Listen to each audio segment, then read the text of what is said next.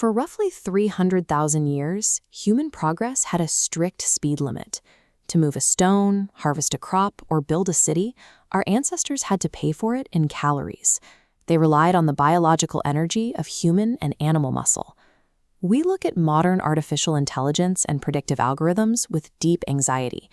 To most of us, this felt like an overnight shift, a moment where machines suddenly began reaching for tasks we assumed were exclusively human. But AI is the fourth industrial revolution, not the first.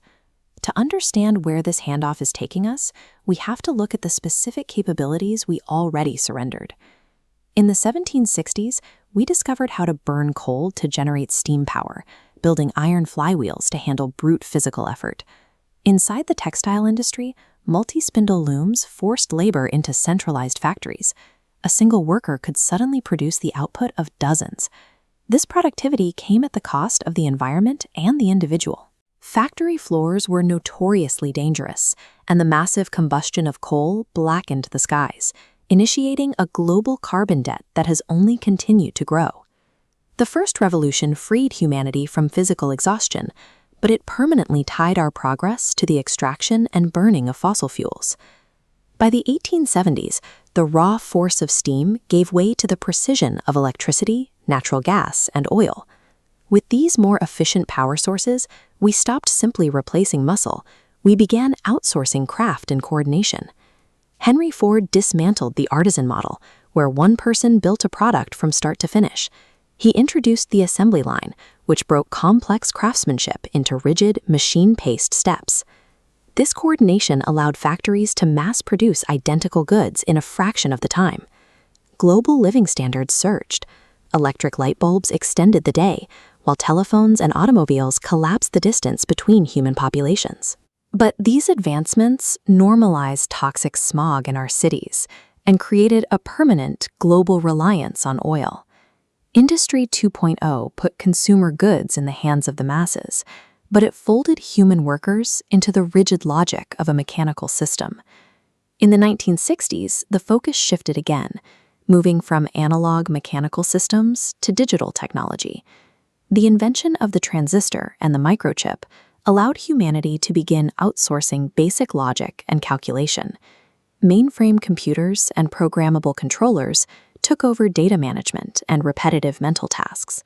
An operator at a console could execute processing that once required rooms full of specialists. Instant communication linked the world's supply chains. It allowed a product designed in one country to be manufactured and tracked across another with total efficiency.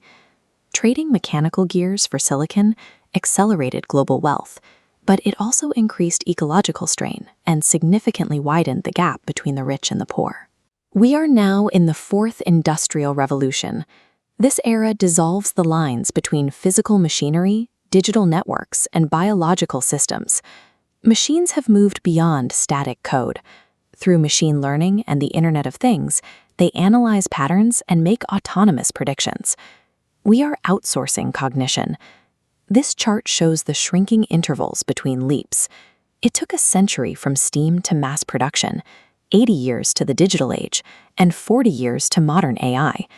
The pace of technological change is vertical, evolving faster than society can adapt. By outsourcing thought itself, we face a crisis regarding the role of humanity in a system that can effectively govern its own manufacturing. As we cede autonomous control to these machines, we inherit the environmental debt accumulated since the first smokestack was built. The previous 250 years treated the Earth as an inexhaustible resource sink. This is why the cognition handoff matters. Industry 4.0 provides the tools to decouple economic growth from ecological destruction through smart grids and AI-optimized renewable energy. The machine took our brute strength, our rigid craftsmanship, and our basic calculations. Rather than making us obsolete, this shift moves the burden of progress to human intent. Machines provide the processing. It is up to us to provide the empathy, the creativity, and the moral direction. The next era is defined by what we decide our technology should do.